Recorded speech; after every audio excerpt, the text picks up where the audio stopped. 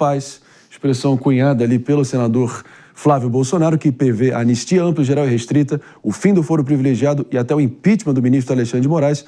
Os parlamentares e aliados do ex-presidente Bolsonaro apareceram no plenário das casas com bocas tapadas, alguns até com olhos vendados, travaram completamente a pauta e, aliás, como prometeram, os deputados passaram a noite na Câmara e teve até escala de revezamento entre eles. David de Tarso, quais foram os destaques? E inclusive os presidentes das casas, né, tanto Davi Alcolumbre do Senado como também o Hugo Mota da Câmara dos Deputados, eles adiaram as sessões previstas que tinham, então, nesse retorno do Legislativo brasileiro, justamente por causa dessa obstrução. E agora a preocupação fica em torno desse tema mesmo, porque a partir do momento que tem obstrução, os projetos não andam nas casas de leis e dessa forma o Congresso Nacional fica paralisado. Acho que claramente transbordou do campo jurídico e está agora no campo simbólico institucional mais do que nunca, né? Jéssica Peixoto, suas impressões e quem acabou se destacando nesse motim do Legislativo? Eu acho que tem um destaque muito grande para as falas contundentes, assim, muito fortes do Marcel Van Hatten, que tem falado bastante sobre essa situação. Eu acho, André, também, quando eu olho para essa situação, que tem um personagem aí que ninguém esperava que fosse um personagem que mobilizasse tanto, que é o Marcos Duval. Por quê?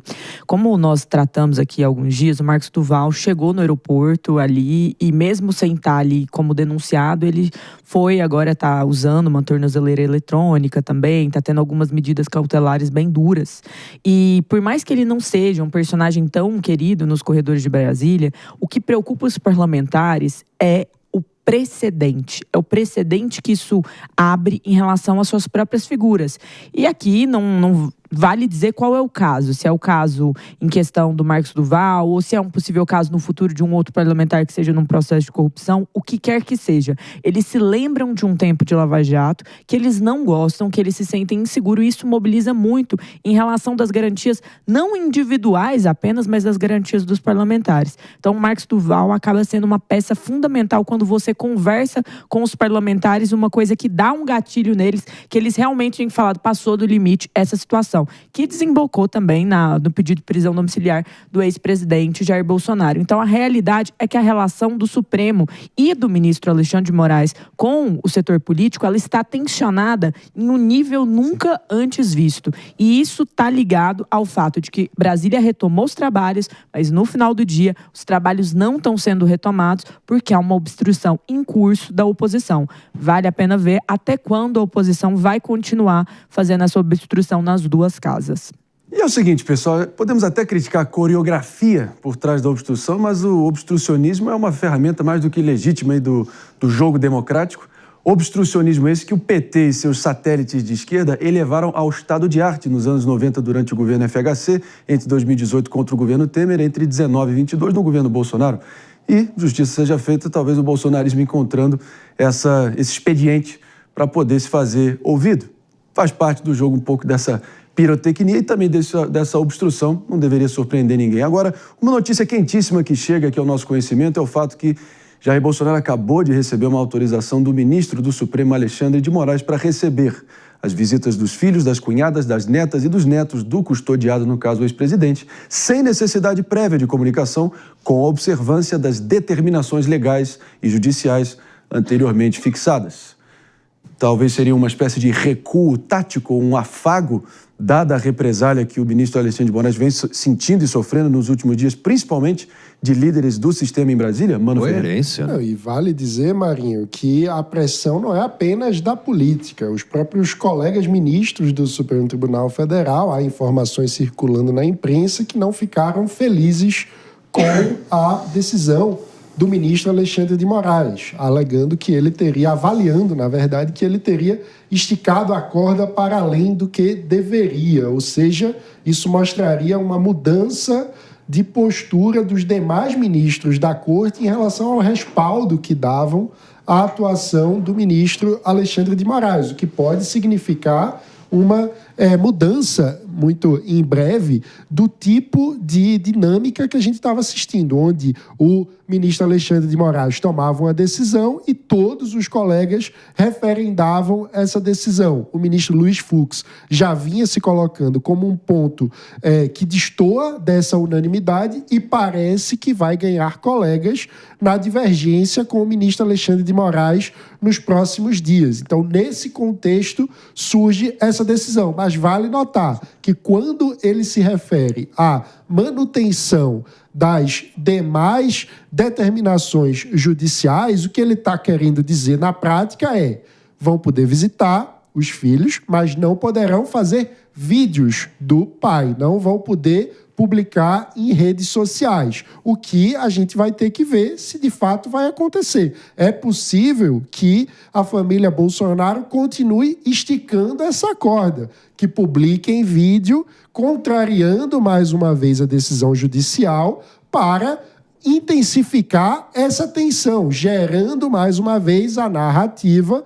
de que estariam sendo perseguidos pela justiça pelo simples exercício da liberdade de expressão ao publicar um vídeo, uma foto ou qualquer coisa do tipo com a presença de Jair Bolsonaro. O detalhe é que, nesse momento, Jair Bolsonaro não é juridicamente apenas um cidadão comum, ele é um custodiado, ele é alguém que está acautelado, que está preso oficialmente. Então, é como dizer que um presidiário não pode publicar nas redes sociais, não pode ter os familiares publicando fotos com o presidiário. O status, no momento, é esse. A gente pode achar legal ou não, pode discordar da decisão do ministro Alexandre, mas esse é o status diante das instituições do Estado brasileiro. Sabe o que eu fico na dúvida, Marinho, em relação a tudo isso? É que ontem o ex-presidente Jair Bolsonaro recebeu a visita do Ciro Nogueira, do PP. Sim. E o Ciro, assim que saiu da casa do Bolsonaro, ele falou como ele estava, tudo, descreveu a situação.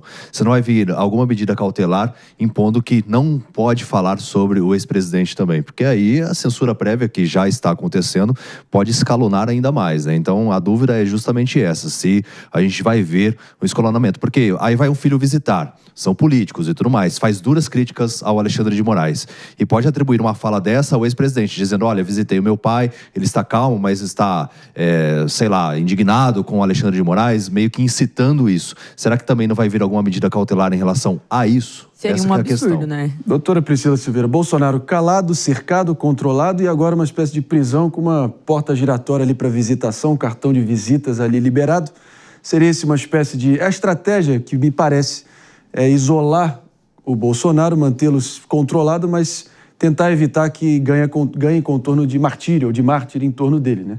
Sim, é bom a gente lembrar, Marinho, que a prisão domiciliar ela é convertida através de uma prisão preventiva. Então, A gente só está precisando só controlar, recuperar o seu microfone. Na medida que a gente faz isso, vou só pedir para fazer uma troca pontual. E agora pode continuar, doutora Priscila Silveira. Então, eu estava falando sobre a prisão domiciliar. Ela advém de uma substituição da prisão preventiva, né, Marinho? E quando a gente fala de prisão domiciliar, eu acho que agiu justo a possibilidade dele ser visitado pelos filhos. Por quê? Porque até a pessoa que está preso no regime fechado faz jus às visitas. Claro que dentro ali das questões ligadas às penitenciárias, aos centros de detenção provisória, mas as pessoas presas em regime ali, né, que seria um fechado, também fazem jus a receber visitas. Uma ponderação que a gente tem que fazer aqui é que, se porventura, na decisão anterior, o ministro disse que não poderá fazer uso, ou as pessoas não poderão fazer uso dos celulares, né, como meio de controle a esses ataques que, segundo o ministro, fala ataques ali cibernéticos, que eles usam os recortes, e foram esses aí alguns dos motivos, né, que embasaram essa decisão. E aí, o que a gente precisa também esclarecer rapidamente? Que, se ele fizer uso desse celular, o que vai acontecer? Pode, então, ser decretada a prisão preventiva dele. Que eu não sei, sinceramente, né?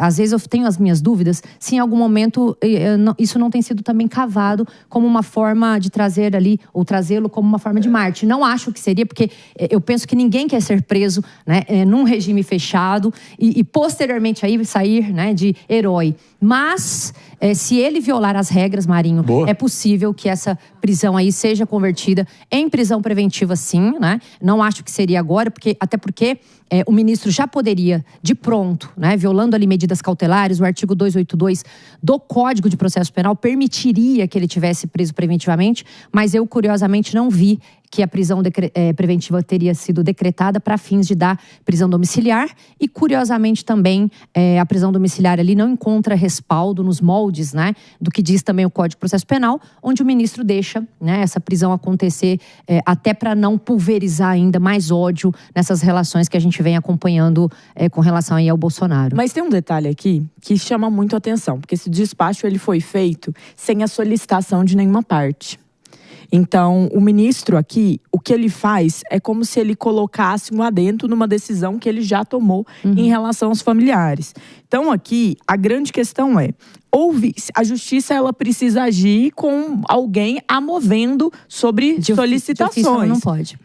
Então, por que será que o ministro Alexandre de Moraes, nessa situação, antes mesmo dos advogados ali se movimentarem, tomaria esta decisão? Será que isso é uma consequência de conversas nos bastidores? Será que isso é uma consciência em relação a talvez alguma coisa que está equivocada, doutora? Sim, o que a gente pode falar? A lei de execução penal, Jazz, ela serve tanto para os presos provisórios, quanto também para os presos que são definitivos.